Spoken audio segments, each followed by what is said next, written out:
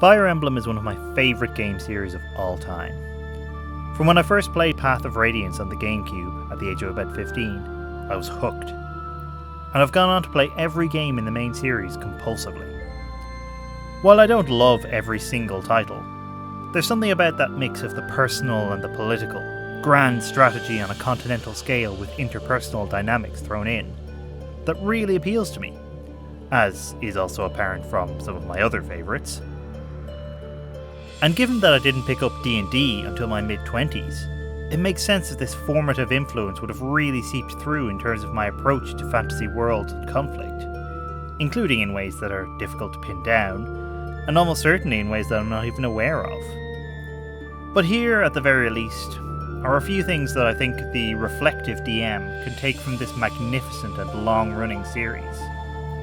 There will be some spoilers in here, particularly for more recent games, but I've tried not to really give away any major twists or anything. They'll be quite vague where they do occur. I tend to run quite a political game in some ways. The intricacies of what's going on with various nations, cities and factions, and how they relate to each other, are important to my games, especially at higher levels. So it's no surprise that Fire Emblem, a series which is generally about wars between nations underpinned by some supernatural shenanigans, would have a big influence there. But if we're talking about nations, we need to think about how these nations are defined and differentiated. It's easy as a DM to draw arbitrary lines on a map and say, alright, so this nation ends here, that one starts here. But why? Why is the border there in particular? In the real world, borders don't spring up arbitrarily, or if they do, that usually turns out to be a bad idea. Quite often they're defined to some extent by geography, which is something that we can see in Fire Emblem as well. Fodlan, in the most recent game Three Houses, has some good examples of this. There's Garreg Monastery at the very centre of the continent, in a very defensible position, and there's natural borders like the river between Leicester and Adrestia, which is of some importance in the game's plot, particularly in regard to the strategic importance of its one major crossing. But I think an even better example is from what I think is the best defined continent in the series, Tellius, from Path of Radiance and Radiant Dawn. We frequently see borders in Tellius marked by rivers and mountains, as is apparent from a glance at the map. But the world building here goes a step further. The character of those nations is defined by their geography. Not just on a metaphorical level, but on some level we can see their cultural development through their geography. There's Goldoa, where the dragons live, which is separated from the rest of the continent by almost impassable mountains, and is isolationist in diplomatic matters. So the geography and the character of the nation reflect each other.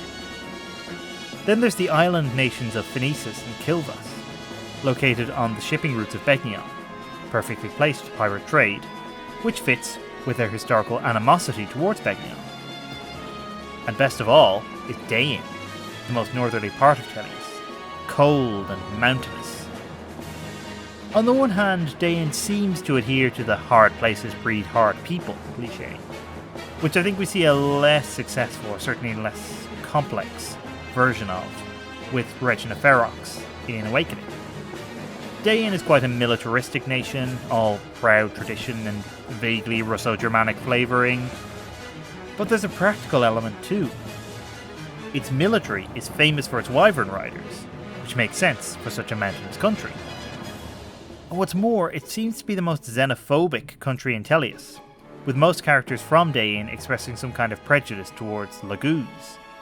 Maybe partly because it's so far from the Laguz nations geographically.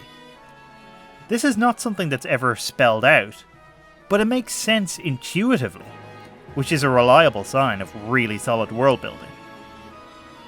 So you can see how the character of all those nations is both reflected and implicitly shaped by their geography. Think about that in terms of your own setting, whether it's something you've created yourself or a pre-existing setting that you're adapting. How might that island nation have developed in isolation from its neighbours? Does its culture look completely different from theirs? And if so, how? What are their attitudes to magic like, for instance? Think also about proximity. Those two countries right next to each other. Do they have a history of conflict? If not, why not? Either way, what's distinct and characteristic about each of them? What about this smaller nation right next to a huge empire? Is the smaller nation in some way subservient to the larger, whether that's officially or otherwise? Surely there's some kind of interesting history that shapes their interactions. Three houses is useful again here. You've got the very entertainingly named Leicester Alliance, which used to be part of the Kingdom of Fargus. Fargus itself used to be part of the Adrestian Empire. And all three nations have an interplay between how they're governed and their culture and history. Adrestia, the oldest nation, steeped in magic, is ruled by an emperor with a magical bloodline and several powerful noble houses. Fargus, founded by a semi-legendary hero king through a great war, has a tradition of chivalry. And most of the characters we see from there have some important relation to the concept of knighthood, as well as to those militaristic legends. Another important factor in the demeanour of Fargus' citizens is the recent genocide of the people of Dusker. Don't forget the importance of recent events, as well as, perhaps more so than, ancient historical events. And Leicester, founded by ambitious and commercially minded nobles, is ruled by a council of the most influential noble houses. Not necessarily the oldest or the most steeped in tradition, but the richest and the ones who have done the cleverest political posturing. That tells us quite a lot about Leicester itself and its history. Now, the DM's Guide has a really good section on different types of governments, but it's worth thinking about why your nation has that government structure and where it came from. If it's a republic, did it used to have a king, like Rome? If it's ruled by a despot, did that despot overthrow a different system, perhaps a more republican or democratic one, like also Rome? The more you think about not only the unique culture of your nations, but why they are the way they are, the more real they'll feel to your players. And the more you define nations, the more interesting it is when you bring them into conflict. Fire Emblem is, at its root, a strategy game. As I've already indicated, it's about war, usually big, continent-spanning affairs. But given that, what's odd is the scale on which you usually operate. No matter how big the armies that are involved in these conflicts, apparently, you're usually only commanding about 10 or 12 individual people, up against maybe twice their number. Sometimes the games will explain this away as being an elite squad on a sort of commando mission. Other times they just don't bother, and let you assume that what you're seeing is a microcosm of a larger battle.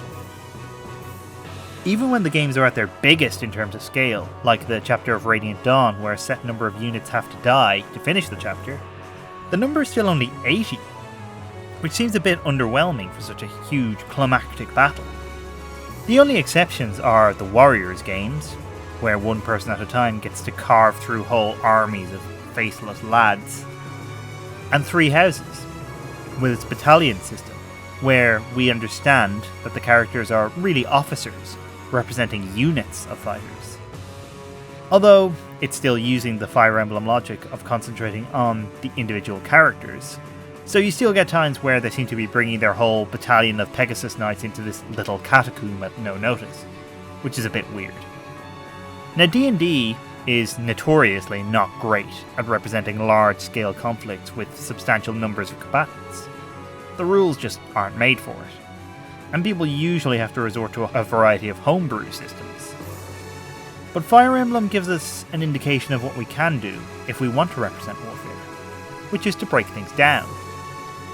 Maybe your party is a hard-bitten commando unit that gets sent behind enemy lines on secret missions with only themselves to rely upon. Or maybe they're trailing behind an army, and they just keep seeing the aftermath of battles, rather than the battles themselves.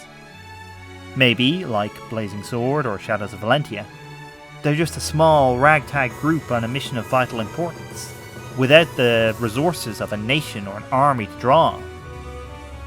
Fire Emblem shows us that you don't need Total War style massive groups of fighters to show a conflict on a massive scale. And that's a very salient lesson for us as DMs, especially if we want to use war as a storytelling tool. After all, it makes for a very good one. Of course, whether or not you're using war as part of your game, you'll certainly be using combat. It's an indispensable part of D&D as a game. You can certainly run low combat games, but if you're not using any combat at all, you're probably using the wrong system for your game. Now, I like combat on a tactical level, obviously, I'm a Fire Emblem fan, but I also like its potential in terms of narrative, the feeling of involvement and immersion in it. And I think FE has lessons on both levels. On a tactical level, the designers over at Intelligent Systems have had a lot of experience creating dynamic and interesting maps on which fights can take place. And we as DMs should really be learning from their experience. Just about every FE game has a lava map, for instance, where standing on certain bits of terrain means you take damage at the start of your turn.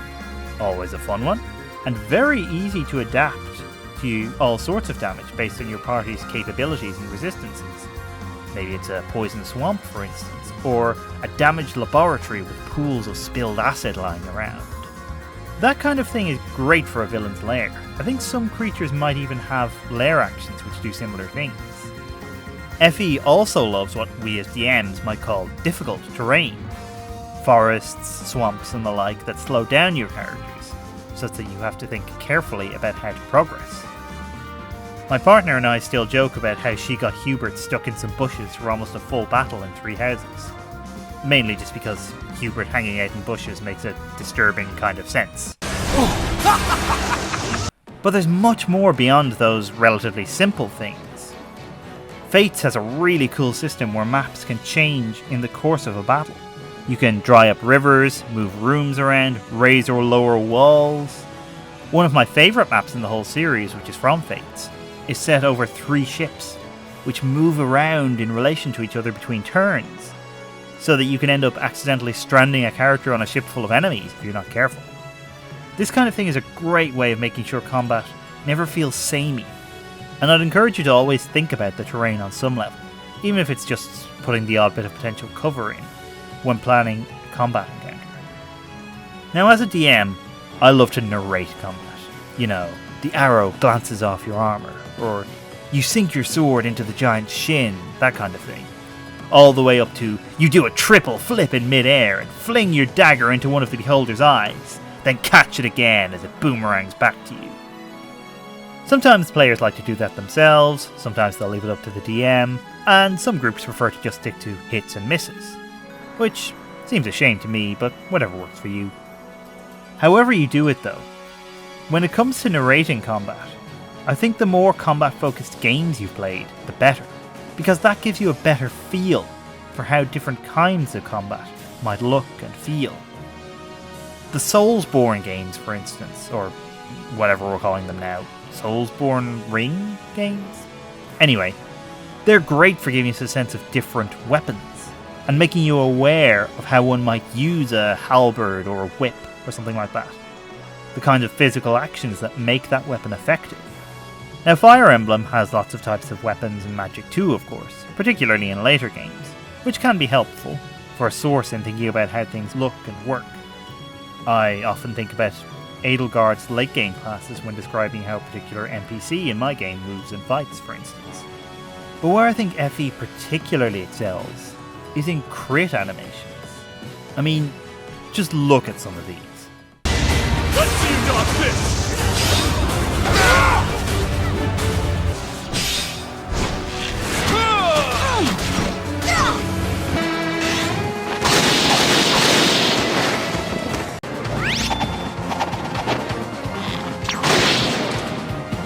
Depending on the game, they can be more or less absurd or heightened. And you can think about that in relation to your own game as well. Do these kinds of things fit the tone you want to establish? Should the rogue be able to jump about 12 feet in the air to make that shot? Or is that something you're willing to allow for flavour at least? Rule of cool can be dangerous to your game's integrity if you allow too much, but you'll often want to give your players something cool and memorable to do. The balance is up to you, but a cool crit or kill does wonders in making your players feel powerful, which is a big part of your job as DM.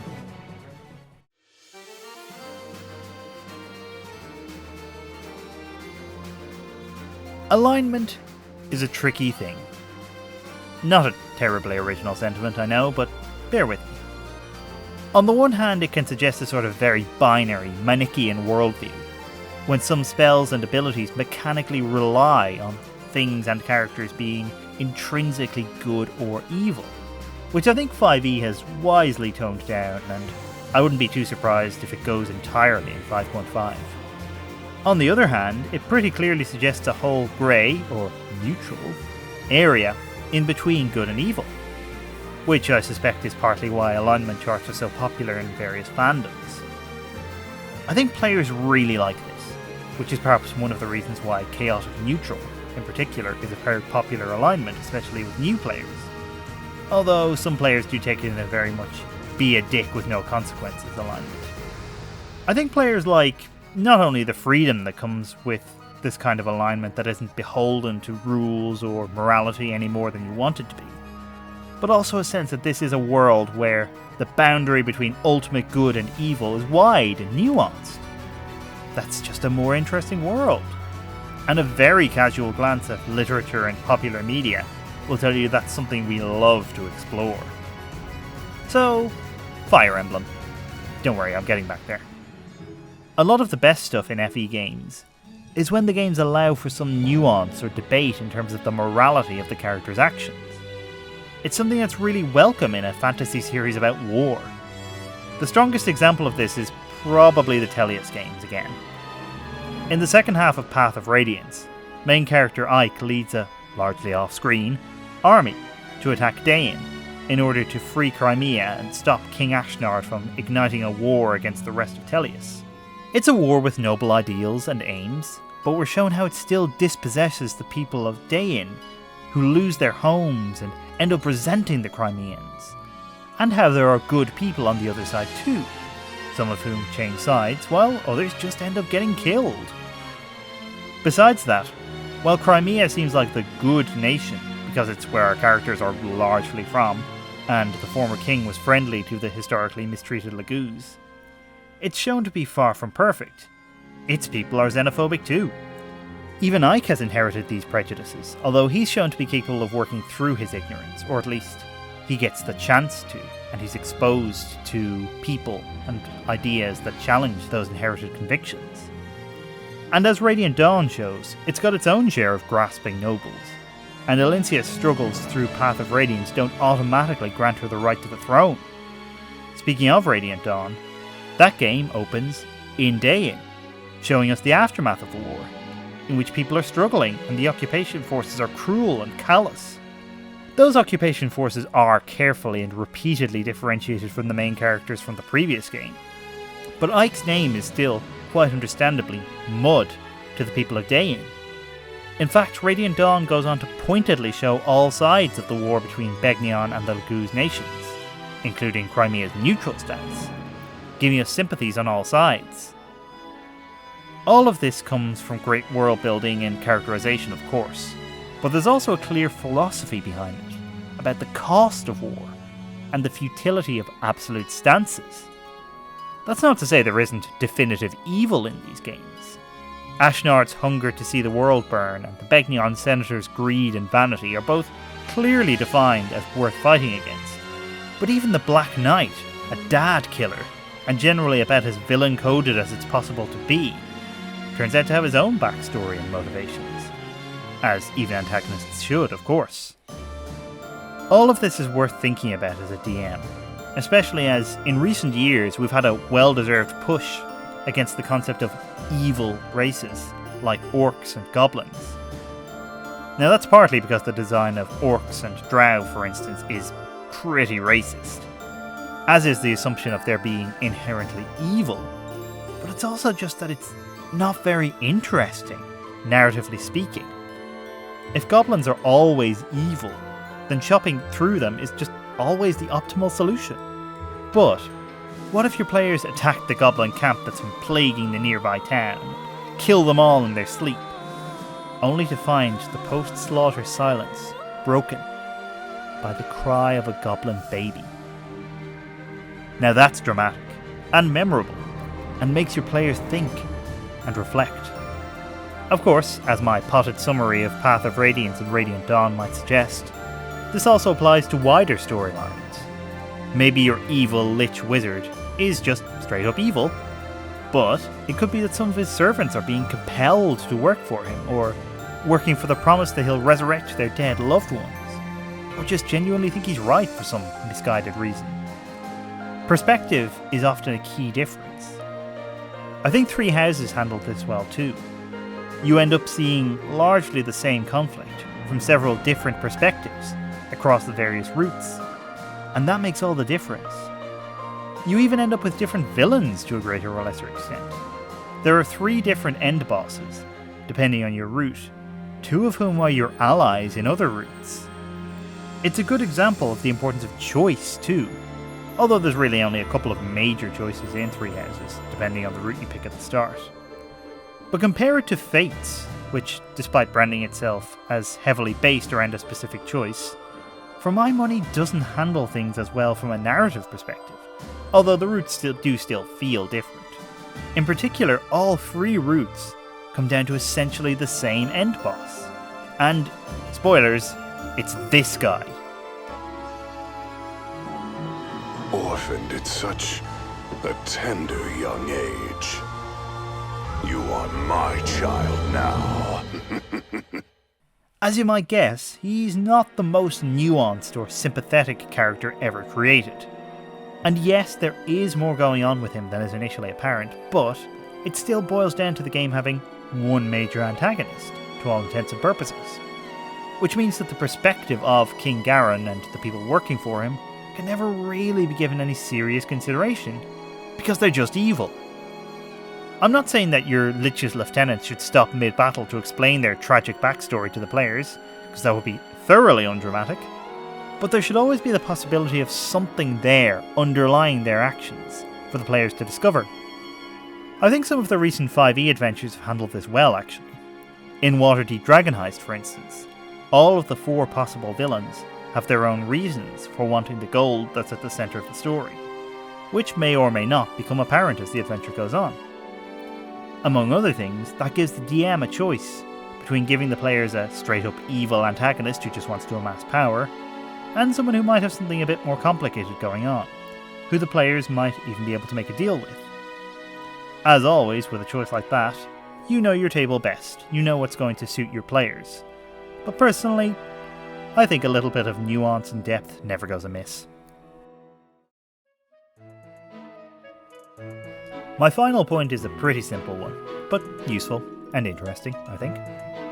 Most FE games are pretty vague on the passage of time, especially those which feature optional battles, which makes sense, but is a bit narratively unsatisfying. It's hard to have much of an imminent world-ending threat if Crom and his mates are just meandering around, picking up their future children and fighting bandits for ages. Towards the end of Path of Radiance, we're told that it's been about a year since the game started, and that's usually about as much as we're ever told, if even that, in terms of the specifics of time. In D&D though, I think it's always a good idea to keep track of the passage of time, both on the level of minutes and hours, and days, weeks and months. I'll talk a bit more about this in a future video, but for now I want to think specifically about calendars. Matt Colville has a really good video about this, which I'd recommend if you haven't seen it. But to quickly summarise, the simplest way to use a calendar in the game for both months and days of the week is to just use the real world one. See something like Trails of Cold Steel, for instance. This has the advantage that we have some idea of what Thursday the 7th of July would be like, in a way that we don't for Vermande the 35th of Tor Brias. But it does require you to ignore that, for instance, July comes from Julius Caesar, and Thursday from the Norse god Thor, that these things are historically conditioned. You can do what Tolkien did, and essentially regard it as a translation into our terms, but it can still feel like an opportunity missed, in terms of world building. The other obvious option is to completely invent something, but as you've already guessed, that has the problem of being difficult to communicate. Your players won't have inbuilt associations for all of these weird names, at least not until they've played in your world for quite a while. Now, the reason I bring all of this up here is that I think Three Houses found a really good compromise. It's got an invented calendar, which it follows very closely throughout the game, but one that sticks to real-world rules. 12 months, 7 days in a week, even the same number of days per month. The names of the days of the week stay the same, with no real explanation, but we do get a brief cutscene explanation at the beginning of each month, why the month is named as it is, and what its significance is to life in Fodlan. Is it Harvest Month, for instance, or a month of celebrating the goddess? While I do use a wholly invented calendar myself, I really like this solution. It's easy to communicate to players, and gives you lots of world building opportunities. It's very easy to drop a few sentences explaining what this particular month is like into pre-written DM text at the beginning of a session. If you're developing a calendar, or you're not sure what you're going to do about the calendar problem, I think you could do much worse than this as a solution. I think the usefulness of Fire Emblem as a DM does tend to depend on the kind of game you run, and the kind of DM you are. If you like big, epic conflicts, stories of good versus evil with some blurred lines and complicated motivations, there are definitely going to be some lessons for you. If you prefer a less narratively complex game of dungeon diving and killing monsters, it's probably less useful, although I dare say there are still some lessons to be learned, especially around combat. It is definitely an influential series, and given its popularity in the West, especially since Awakening came out about 10 years ago, I'm willing to bet that we're in the midst of a wave of tabletop designers, both freelancers and otherwise, who've been inspired by Fire Emblem. So who knows? Maybe it'll have an influence on the direction of the game as a whole in the future. It certainly influenced my game, and will continue to do so for a long time to come. Thanks for watching. I'm planning to do quite a few more of these videos on how various games and series can influence DMing and what can be learned from them. So please do subscribe if that's something you'd be interested in. And be sure to give this video a like if you've enjoyed it. If there are any games that you think would be interesting to explore from this point of view, or indeed anything else you think can be gleaned from Fire Emblem, do pop it in a comment down below. Until next time, goodbye friends. It was only a trifle.